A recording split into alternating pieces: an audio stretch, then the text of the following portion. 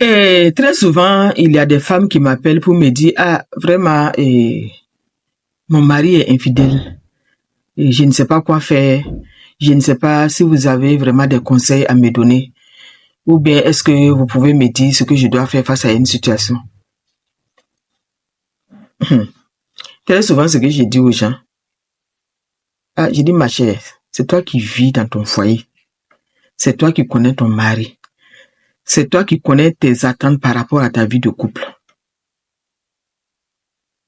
Moi, je ne peux pas te dire le comportement que tu dois adopter face à l'infidélité de ton mari.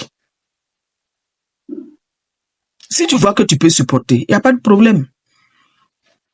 Voilà. Si tu ne peux pas supporter aussi, bon, c'est à toi de voir. Tu discutes avec lui. Voilà, vous en discutez pour voir ce que lui-même il en pense. Parce que c'est ça. Et très souvent, ce sont des paramètres que nous devons prendre en compte même avant de nous marier. Avant de se marier, là, il faut discuter de certaines choses avant le mariage. Et quelquefois, on rentre dans le mariage parce qu'on veut se marier, on est pressé de se marier, il faut forcément qu'on se marie. On rentre dans le mariage alors qu'on a discuté de rien. On ne s'est entendu sur rien. Maintenant, quand on rentre, on commence à découvrir vraiment plusieurs facettes de la personnalité de la personne qui est avec nous. Et en ce moment, on ne sait plus quoi faire. On ne sait pas quelle attitude adopter.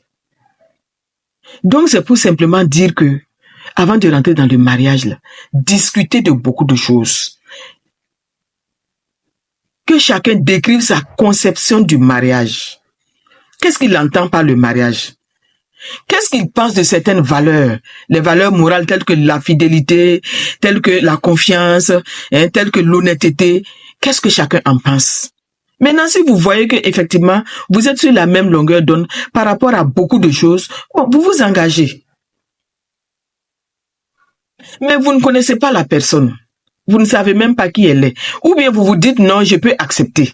Je peux supporter. Déjà, même pendant que vous étiez peut-être ensemble, vous étiez fiancés, la personne a montré certains de ses caractères.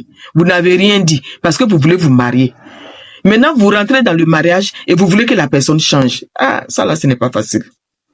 Ça sera compliqué. C'est-à-dire, depuis le début, il fallait lui dire que vous n'êtes pas d'accord pour ça. Voilà, tu as tel comportement, ça ne me plaît pas.